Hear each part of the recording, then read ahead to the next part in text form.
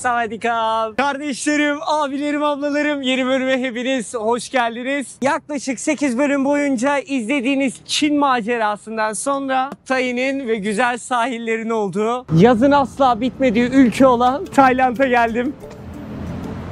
Dünyanın en güzel ülkelerinden biri Tayland'dayız. Videoya başlamadan önce kanala abone olursanız çok mutlu olurum. 72 milyon nüfusuna sahip. Başkenti Bangkok. Şehrin asıl adı 166 harften oluşuyor. Rüya gibi sahilleri ve adaları ile defalarca kez gelmeye değer ülke Tayland.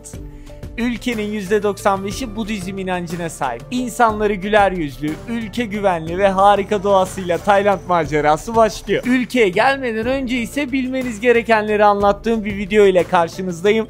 Bir like'ınızı, bir yorumunuzu alır, iyi seyirler dilerim. Tayland macerası başlasın. Tayland'ın gerçekten özellikle bu tuktuklarını, değişik bir havası var bu şehrin. O zaman Tayland Bangkok'ta ilk günün başlasın. Yeni yıl, yılbaşı yaklaşıyor. Bu yüzden Tayland'ın, Bangkok'un birçok yeri yılbaşına hazırlık için başlamışlar bile. Buraya bir alışveriş merkezine geldim. İlk gün eksikliklerimi almak için. Bu gezimde daha farklı yerlerini de gezmiş olacağız birlikte. Gerçekten Tayland'a her geldiğimde farklı bir aşık oluyorum Tayland'a. Tayland bugüne kadar gezip gördüğüm en güzel ülkelerden biri. Tayland için en iyi sezon ise Kasım, Aralık, Ocak ayı. Şubat ve Mart'ta kesinlikle Tayland'a gelmeyin. Özellikle Bangkok ve çevresine. Çünkü hava gri, sisli, temiz havanın olmadığı bir dönem. Buraya kadar gelmişken de bu Central World'ün hemen önünde büyük bir Apple mağazası var. Amerika ile neredeyse aynı fiyatta, hatta çıkarken $80 falan bir ödediğiniz o vergiyi de geri alabiliyorsunuz havalimanında. İnsanlar genellikle buraya iPhone almaya geliyorlar. Çünkü fiyatlar çok uygun. Avrupa'dan daha ucuz. Amerika ile aynı fiyatlarda. Tayland'ın bendeki yeri bambaşka. Tayland deyince benim aklıma ilk gelen şey kokonat oluyor kesinlikle. Harika. Kokonatla yapılan her şeye bayılıyorum abi. Bak, kokonatlar 100 liraymış. Tüm Tayland'a göre tabii fiyatlar bu pazarda kurulan zengin bölgedeki bir yer birazcık daha yüksek. Yani bir %25 falan daha fazla. Hayır. 2 yıl önce en son geldiğimde de burada yine böyle bir pazar kurulmuştu. Yılbaşı pazarı. Bu sene de yine aynısı kurulmuş. Bu pazardan başlayıp böyle fiyatlara bakacağız Tayland'da. Mesela sütü satılıyor şöyle soğuk 50 liraya. 25 liraya fıstık sütü satılıyor. Veya şöyle bir normal bir içecek aldığınızda 45 TL falan. 2 yıl içerisinde bahtla TL birbirinin aynısı olmuş. Bir tatlı aldığında 25 lira. 2 yıl öncesine nazaran paramız yarı yarıya değer kaybetmiş. Her şeyin fiyatı aynı. Yani şu anda 20 baht 20 TL yapıyor. Önceden şey düşünebilirdik, işte 100 yazıyorsa 50 lira falan yapıyordu. Yaklaşık bir 2 yıl önce, ama artık maalesef ki birebir eşit. Şu 2 yılda Tayland'da hiçbir şeyin fiyatı değişmemiş. Maalesef Türk lirası çok büyük değer kaybetmiş. Burada da daha temiz böyle sokak yemekleri var. Tabii ki Tayland'ın vazgeçilmez böcekleri burada. İşte akrep deneyebiliyorsun. Çekirge, kurtlar vesaire. Bunların hepsini burada denemek mümkün. Ağırlıklı deniz ürünlerinin satıldığı bir pazar burası. Noel pazarı. Hadi gidelim. Acaba mesela buradaki insanlar ne kuyruğu bekliyorlar? Çok merak ediyorum. Asya'da her yerde bir kuyruk beklemeyi görmek mümkün abi. Ya restoran için bekliyorlar böyle genellikle kuyruk, ya da bir alışveriş için. Burası neymiş mesela? Pop Mart diye bir şey. Abi kaç yaşında insanlar falan sıra bekliyorlar ya. Enteresan. İçeri doğru ilerliyor. Hiç benlik bir şey değil. Aşırı sıcak sadece. Çok terliyorum burada. Noel pazarının kısmını gördük. Burası Tayland'ın daha gelişmiş, zengin kısmı diyebiliriz aslında burası için. Şimdi devam edelim. Nasıl ya Berko? Sen hiç uğraşmadın mı havalimanında sim kartı almak için? Yok ya, ne uğraşacağım öyle beklemekle falan. Gel ben sana videoya bir kısa bir ara verelim. Romlus'u anlatayım. Bak şimdi, Romlus şöyle bir uygulama. Telefonla indiriyorsun önce bunu. Romlus'un en güzel özelliği ise dünyanın herhangi bir ülkesinde uğraşmana gerek kalmıyor. Ne Wi-Fi derdiyle uğraşıyorsun, ne sim kartı aramakla uğraşıyorsun, ne de her ülkede değişen diğer isimlerle uğraşmak gibi bir derdin olmuyor. Dünyanın 180'den fazla ülkesinde geçerli olup her yerinde kesintisiz bağlantıya ulaşabileceğin en iyi eSIM uygulaması. Şöyle açıp göstereyim. Bu arada uygulamayı, Romlus'u artık direkt Türkçe'de kullanabiliyorsun. Hemen seni burada merhaba Berkan, keyifli bir Tayland gezisi dileriz diye karşılıyor. Romlus'un en güzel özelliği ise ben Çin'e gitmeden önce yükleme yaptım Romlus'a. Ülke değiştirdiğimde ise kalan kullanımlarım çöpe gitmiyor. Tayland'a indim. Herhangi bir şeyle uğraşmadan kesintisiz iletişime devam ettim. İster 3 ay sonra, ister 3 yıl sonra. Örneğin uygulamaya $20'lık bir yükleme yaptın. İlk yüklemeye de $5 varan hediyesi var Romlus'un bu arada. $20'ın $10'ını Çin'de kullandım. Kalan $10 ise çöpe gitmiyor. Tayland'a indim, otomatikmen bağlandı ve kalan kullanımlarımı burada kullanacağım. Buradan sonra ise Filipinlere gidiyorum. Filipinler macerasında da yine Romlus'u tercih edeceğim. Çünkü hem kalan kullanımlarım çöpe gitmemiş oluyor, hem de her ülke için değişen paketlerle uğraşmayacağım. Sen de gelecek seyahatlerinde Romlus'u indirip kullanmayı, denemeyi unutma. En iyi eSIM uygulaması. Turistlerin alışveriş noktaları. Tayland'ın özellikle gerçekten şu rahat havasını çok seviyorum. Yani telefon almak istediğinizde, teknoloji almak istediğinizde, özellikle iPhone için buraya Central World denilen bu kısma gelmek gerekiyor. Haydi gidelim. Tayland iyi, güzel, hoş tabii ki falan ama Bangkok'ta da trafik oluyor. Bazen böyle taksi kullandığınızda falan 5 kilometrelik yol için 1 saat trafikte kalabiliyorsunuz. Bangkok'ta hayat kurtaran şey ise şu motosikletler. Motosikletle bir yerden bir yere gitmek çok daha kolay, çok daha hızlı. O yüzden Tayland'da bu taksi veya motor çağırma uygulamalarının hepsi için kesinlikle motosikleti öneririm. Başkent Bangkok'ta günümüz başladı. Özlemişim Tayland'ı. Hadi gidelim. Tuk tuk. Eve bir tane böyle tuk tuk alacağım. Tuk tuk köşesi yapacağım böyle. Sokak röportajı. Gazi Osman Paşa'yı seviyor musun? Chinatown. Ben seviyorum. Chinatown, eating, shopping. Where you come from? Türkiye. Galatasaray. Fenerbahçe. Fenerbahçe. Beşiktaş. Galatasaray. How do you know all the teams? Futbol. Bu arada Şeyma Tayland'a gelir gelmez dedi ki ya Berko şu tuktukları çok özlemiştim. Tuktuklara binelim mi diye. Normalde taksi çağırmıştık uygulamadan. Olmadı. Motor çağıralım dedi. O da olmadı. Dedim ki o kadar kalbim temiz ki sonunda tuktukla anlaştık. En son 2 sene önce Tayland'daydık. Valla özlemişiz Asya'yı. Ben Çin'den Bangkok'a geldim. O da İstanbul'dan. Ben geldikten bir tam aslında bir 10 gündür falan Bangkok'tayım. Dinleniyordum. Birazcık da hastalanmıştım. Şimdi iyiyim. Bir sorun, bir sıkıntı yok. Artık Tayland gezisi başlasın.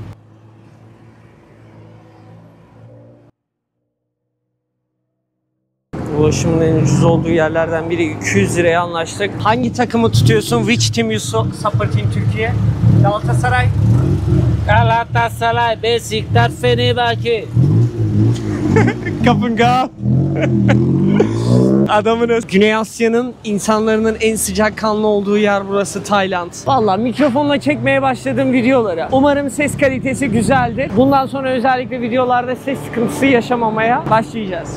Şimdi Chinatown bölgesini daha önceki çektiğim videolarda hiç göstermemiştim. Chinatown genellikle dünyanın neredeyse her ülkesinde bir Chinatown var abi. Çinlilerin gelip yerleşip ticaret yaptığı, dükkanlarını açtığı, genellikle Çin'den getirdikleri ürünlerin satıldığı yer. Ve Tayland'da da sanırım dünyanın en çok böyle Michelin yemek yıldızını alan yerlerinden birçok yer, birçok sokak satıcısı, sokak yemeği Tayland'da Michelin yıldızlarını alıyorlar. Hem 2018'de hem de 2019'da almış mesela burası. Bizim pişi hamurunun üzerine soslar vesaire dökerek işte bir tatlı yapıyorlar. Bir nevi hani bir ara her adım her yerde gerçekleşen lokmacılar vardı ya, tam olarak o olay. Yani lokmanın adamlar şeyini almış, Michelin yıldızını almışlar. Fiyatlar ise genel olarak Tayland'da gerçekten çok uygun. Örneğin şöyle bir meyve suyu aldığınız zaman da taze sıkılmış, içerisinde şeker yok. Ekstra küçüğünü 50 liraya, büyüğünü ise 60 liraya alabiliyorsunuz. Buradaki en çok sevdiğim meyve ise benim kokonat ve passion fruit. Barlar, mekanlar, oteller, genellikle toptan satış üzerine Çin'den getirilen mallar burada satılıyor. Şuna baksana, çok güzel bir şey. Tuk tuk taksi. Tüm Tayland'ın özdeşleşmesi benim için tuk tuktur abi. Ve Güneydoğu Asya'da özellikle bazı ülkelerde yasaklı olan meyve durian. Otele, metroya ve durianla birlikte girilemiyor. Durian aşırı yağlı bir meyve. Bununla birlikte alkol tüketildiğinde kesinlikle hastanelik olunuyor. Şöyle dikenli bir meyve. Böyle abimiz soyuyor. Kokusu çok fazla ağır olan bir meyvedir durian. Daha sonra soyulup paketlenip burada, mesela burada çok pahalı. 300 liraya, 450 liraya, 900 liraya satılıyor. Tayland bahtıyla Türk lirası birebir aynı. Bu da jackfruit. Singapur'da ve Malezya'da otellere duruyanla giremezsin abi. İnsanların da genellikle özellikle fotoğraf noktalarından birisi burası. Tayland'ın turistik ilgi çeken noktalarından birisi. Tayland'a geldiğini Tayland'da olmadan söylemenin yolu da bu gömlekler ve şu şalvarlar. Şunlar genellikle 100 liraya satılıyorlar böyle. 100 bahta. Standart her yerde 100-150 bahta rahat efil efil giyip kullanabiliyorsun bunu. Neredeyse buraya gelen, gezmeye gelen herkes bunları giyiyorlar. Ben giymiyorum, ben sevmiyorum. Bak abla kapının önünde esnaf yemeğini pişiriyor. Ben Tayland'a, Bangkok'a geldiğimde ilk 10 gün boyunca bu tarafta kalmıştım. Hostelde de çok büyük bir böyle çalışma alanı vardı. Genellikle dünyayı gezen dijital nomad dediğimiz insanların hepsi gelip o hostelde konaklıyordu. Fiyatlar ise otellerde yani hostellerde 5 dolar ila 8-10 dolar arası. Wow! Jumbo karidese baksanıza. Kocaman. Şurada ne pişiyor? Yengeç pişiyor. Vay vay vay vay. Istakozlara bak. Kocaman. Ve tabii ki Tayland'da en çok sevdiğim şeyler de meyveler. Sawadikap, mango ve ananas satılıyor burada. Şöyle bir poşet dolusunu ama 50 bahta satılıyor. Ananas da aynı şekilde. Ve abi burada trafikte adım attığınız anda tüm araçlar bu yoğunluğa, bu koşturmacaya rağmen duruyorlar. Kimse de kornaya basmıyor. Tabii ki değişik meyveler de yine burada var. Rambutan mesela içi beyaz. Şu galiba salak meyvesiydi. Bak mesela meyve sular sadece 40 lira. 3 tane alırsan 100. Turistik noktada bile Türkiye'ye göre hala çok ucuz. Tayland'da bu arada dikkat etmeniz gereken şeylerden biri de para çekimi. Bu ATM'lerden para çektiğinizde 7 dolar gibi bir komisyonu oluyor. Tayland'a gelirken genellikle cash parayla gelin abi. Dolarla gelin. Dolarları da bu tarz makinalarda pasaportunu okutup turunu buradan seçip parayı da buradan veriyorsun, sana Tay bahtı olarak veriyor. Bak sokakta da Tayland'da dikkat etmeniz gereken özellikle bir şey var. Evet, sokak yemekleri lezzetli, güzel, ucuz da. Fakat yanında hava çok sıcak olduğu için hep bir içecek içme isteği geliyor. Bu içecek içme isteğinde de buz tüketmemeye çalışın. Benim gibi 4-5 gün hasta yatarsınız. Buzdan dolayı başıma bu geldi. Metrolar, otobüsler çoğu yer klimadan dolayı klimayı çok yüksekte bırakıyorlar. Yazın ortasında vallahi üşütürsünüz. Ve Tayland'daki en önemli şeylerden biri de burası 7-Eleven marketleri. Bilmeyenler için burası hem bir eczane hem bir güzellik salonu. Pardon, aklınıza gelebilecek yüzlerce farklı atıştırmalık, sınırsız envai çeşit içeceğiyle ve özellikle buradaki sabah kahvaltılarında vazgeçilmezim olan, nerede benim tostum kalmamış burada. Peynirli bir tost var. Genellikle onu alıyorum. Sabah kahvaltısında onu tüketiyorum. Yumurta alıyorum. Kahvesi, salatası, ıvır zıvırı her şeyiyle gayet ucuz. Baksana ya, cappuccino alıyorsun 30 lira. Americano alıyorsun 50. Harika. Yani kısacası bu 7-Eleven'lar neredeyse tüm her yerde Tayland'da. Güney Asya'da birçok noktada var. İhtiyacınız olabileceği her şeyi buradan temin edebilirsiniz. Genellikle burada da ulaşımı Bangkok'ta sağlayabileceğini 2-3 alternatif var. Bu otobüsler, tuk-tuklar veya Grab adında motosikletler geliyor. Bak aynı bu çocuklar gibi. Bayağı ucuz. Bir yerden bir yere götürmesi 40 lira, 50 lira, 70 lira. Havalimanından inince mesela Grab'la yaklaşık 27 kilometrelik yolu sadece 250 TL'ye geldim. 100 lira da indirim vermişti. 350 liraydı, 350'ye geldim. Heyecanımı maruz görün vallahi. 2-3 gündür yataktaydım, yatıyordum. Çok hastaydım. Şimdi kendime geldim, attım kendimi sokaklara. Bangkok'ta da böyle daha önceki videolarda göstermediğim, çekmediğim yerleri çekip yukarıya, kuzeye doğru bir yolculuk gerçekleştireceğim. Şimdi şuradan birkaç tane masaj yeri fiyatları göstereceğim. Avrupalıların geldiğinde direkt akın ettiği yer. Tayland'da inanılmaz bir kültür masaj.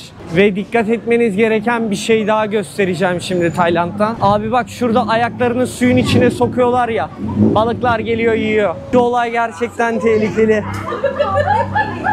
Şu balıklar var ya, ayağındaki ölü deriyi falan yiyorlar. Su sürekli değişiyor ama balıklar değişmiyor. Bir tane İngiliz kızın ayağını kesmişler bu yüzden. Balık mikrop saçıyor kadının ayağına. Su değişiyor fakat balıklar değişmiyor. Başkasından aldığı mikrobu başkasına aktarıyor. Mikrop saçınca da kızın önce parmaklarını kesiyorlar, sonra ayağını kesiyorlar. Çok üzücü maalesef. Bak mesela abla giremiyor. Bayağı tuhaf hissediyor, o yüzden o girmiyor. Şurası da şöyle masaj salonu. İçeride. Masajda da genellikle fiyatlar birçok yerde sabit. Geleneksel Thai vücut masajı diyor.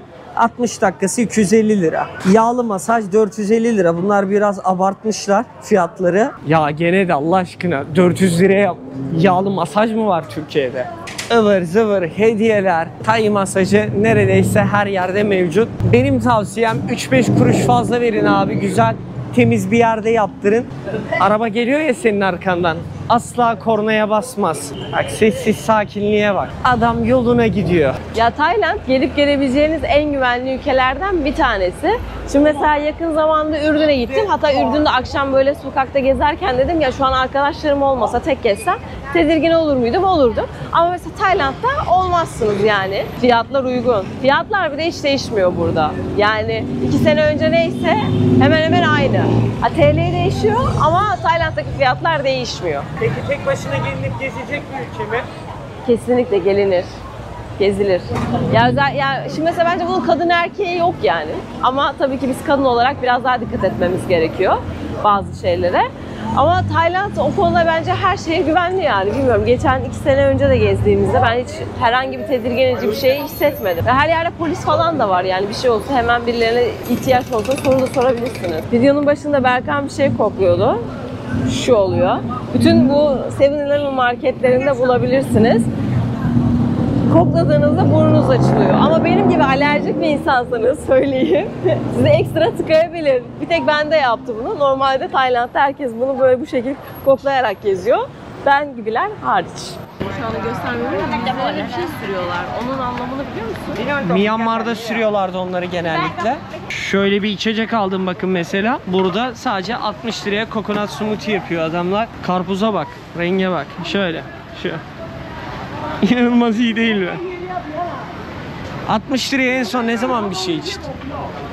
60 liraya en son, yani Tayland'da içtim 60 liraya 50 liraya. Türk kahvesi bile artık neredeyse her mekanda 75-100 lira. 65 liraydı.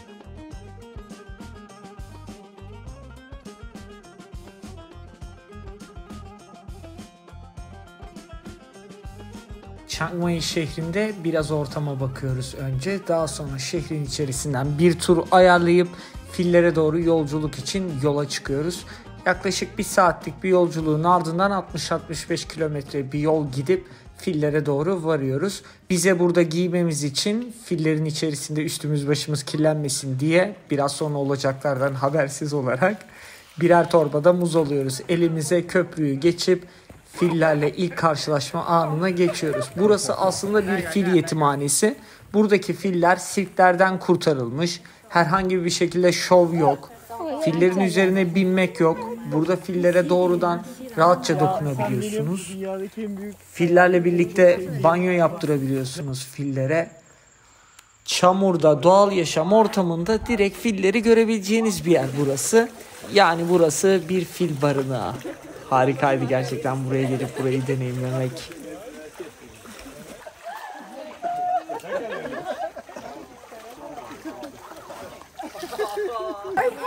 I was like the elephant, like this, you know?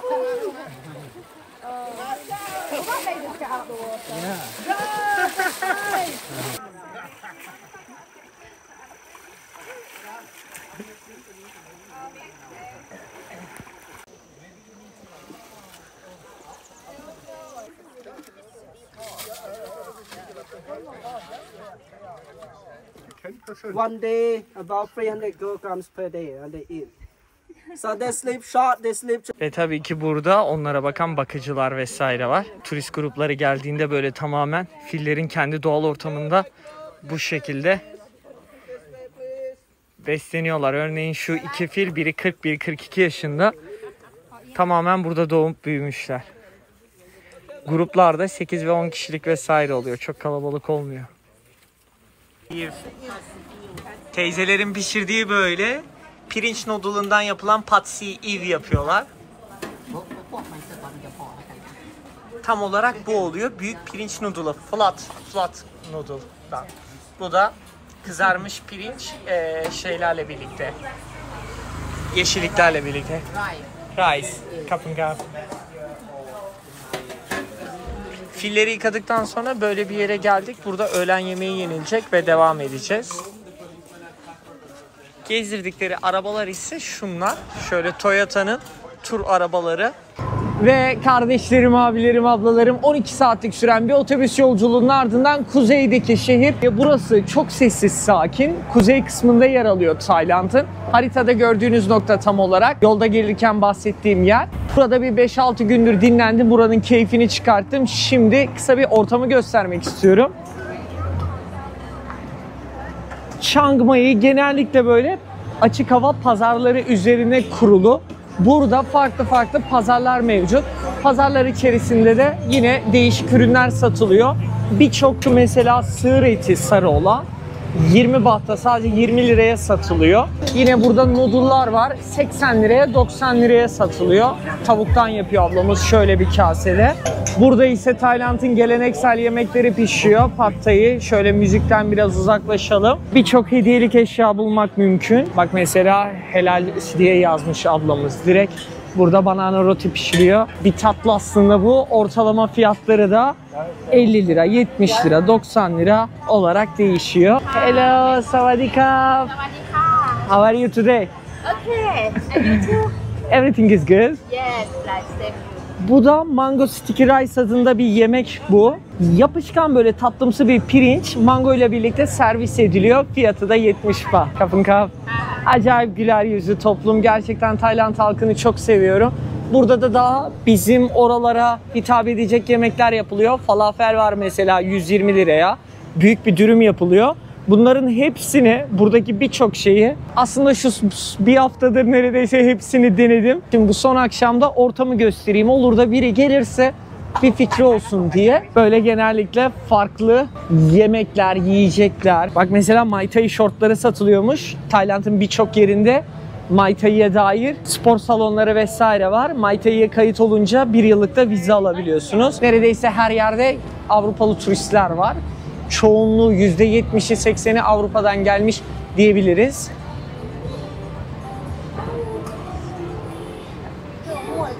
Tabii dünyanın her yerinden gelen turistler oluyor. Burada açık şey kılmış. Saydık abi. Gerçekten toplumu çok güler yüzlü Tayland'ın. Şeyma, senin deneyimin ne Tayland'a dair? Valla Tayland'ı zaten seviyordum ama daha önce güneye inmiştik. Bu kez kuzeye geldik ve dedim ki neden daha önce kuzeye gelmemişiz? Yani bayıldım, yemyeşil, sakin, huzurlu. Belki de çok doğru dönemde geldiğimiz için de olabilir. Fiyatlar nasıl burada? Fiyatlar valla artık Türkiye'deki fiyat algımız kırıldığı için biraz. Ama burada 2 sene üzerine neredeyse fiyatlar hiç değişmemiş. Yemek fiyatları çok uygun. Valla bir valiz daha getirirdim yani bilseydim buradaki fiyatları ya da direkt eve dönseydim. Şurada arkada erkek gömlekleri var. Ne kadar onların fiyatı? 200 baht, 150 baht civarı oluyor. Ve bir de pazarlık payı var tabii. Hemen diye almak istiyorsanız pazarlık yapalım falan diyorlar. Tatlı dilinize bağlı. Teşekkürler. Tayland'da aslında bu bölümde özellikle göstermek istediğimiz şey Tayland'ın fiyatlarıydı. Birçok yerde örneğin gecelik konaklamalar hala 10 dolar, 5 dolar. Özellikle sırt çantalı gezen, backpacker dediğimiz o sırt çantalı gezginler için Tayland inanılmaz bir yer. Çok ucuz. Bak şöyle güzel bir kültürlerine ait mi diyelim. Böyle bir gömlek var. Burası genellikle Avrupalı turistin gelip ucuza konakladığı, ucuza tatil yaptığı yer. Özellikle kuzey kısmı da havasından dolayı daha çok tercih ediliyor. Bak burada değişik bir şey varmış. Örümcekler, akrep. Adam böyle bunlardan portre gibi bir şey yapmış. Ve Tayland'ın Muay Thai sporuyla ünlü Tayland'da biliyorsunuz. Muay Thai'nin de şortları burada 400-450 liraya böyle şortlar satılıyor. Hello. 250. 250 bahtmış. Pardon, ben başka bir yerde 450 lira diye görmüştüm. Bak 250'ye satıyormuş. Şey. Vay, çok güzelmiş. Maalesef ki. Baksana gömleklere, rengarenk gömlekler. Hello, savadika. Şöyle. Bir de şöyle şurada da küçük bir pazar var gene. Market kısmı var. İçeriye girip bakacak olursak da müzikten çok etkilenmeden fiyatlar inanılmaz iyi. Mesela bak, o Tayland tava dondurması sadece 90 lira. Bak, meyveler satılıyor burada böyle. Bunlardan smoothie yapıyorlar. Sadece 40 liraya. Böyle taze taze canlı meyveler. Börekler satılıyor burada. Dörtlü bir seti 50 liraya. Mantılar var yine 50 liraya. Asya ülkelerinin çoğunda bu böyleydi. Pişirme kültürü olayı yok abi adamlarda. Burada da safranlar, köriler vesaire. Sigara içmeye dair de çok büyük cezalar var Tayland'da. Birçok yerde sigara içmenin cezası minimum 2000 lirayla 5000 lira arasında. Genellikle 5000 lira birçok yerde. Gördüğünüz gibi adamlar böyle güler yüzlüler. Tatlı tatlı eğleniyorlar, yaşıyorlar. Burada bulaşmak istemeyeceğiniz en büyük şey de kavga dövüş olayıdır kesinlikle. Kültürlerine dair bir yanlış bir şey yaptığınızda ya da bir Taylandlıyla, yerel biriyle kavga ettiğiniz zaman yumruk atan cezaevine, yumruk yiyen de hastaneye gider. Trafikte genelde arabalar saygılıdır. Arabalar sizi görünce dururlar. Ama trafik kurallarının geçerli olduğu yerde arkanızdan gelip mesela kornaya basmazlar araçlar. Trafik bize göre tam tersi yönde akar. Soldan akar abi.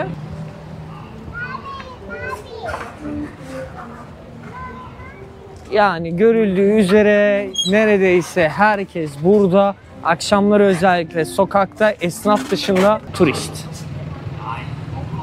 Tabii ki dünyanın çakma pazarı burası aynı zamanda da. Kadınların da burada bence kızlar genellikle ya birkaç kıyafetle gelin burada alırsınız her şeyi. Şu etekler falan 250 lira sadece. 180 lira, 200 lira. Çocuklar için şu ufaklar 120 lira. Erkekler için tişörtler 200 lira, 150 lira. Bak şuradaki Muay Thai şortları çok daha güzelmiş. Daha kaliteli duruyor. Yine tişörtleri hemen hemen her sokakta, her yerde Muay Thai eğitimi almak mümkün. Son olarak benim Chiang Mai'deki en sevdiğim pazarda burası. Papleon Market adında bir yer. Tayland'da çoğu zaman biz böyle pis sokakları görüyoruz videolarda. Sıkıntılı yerleri görüyoruz. Canlı müziğin yapıldığı böyle bir yer var. Girişte hemen burada mesela masaj yapılıyor. Tüm Avrupalıların gelip akşam yemek yediği, oturduğu, içtiği, takıldığı yer burası. Sınırsız çeşit. Ne eti ararsanız, ne isterseniz her şey var burada. Bak mesela bizim şeyi yapıyorlar. Kumpiri yapıyorlar burada patatesin içerisine. Şöyle göstereyim. Fiyatı da ne kadarmış? Dondurmanın topu 70 lira sadece. Şurada. Ortada burada canlı müzik yapılıyor akşam. İnsanlar da gelip bu masalara rastgele oturup istediğini alabiliyorlar. Şuradan her akşam neredeyse gelip işte kokonat shake alıyordum. Şu kardeşimin yaptığı. Direkt kokonatı alırsan 60, shake'ini alırsan da o da yine 60.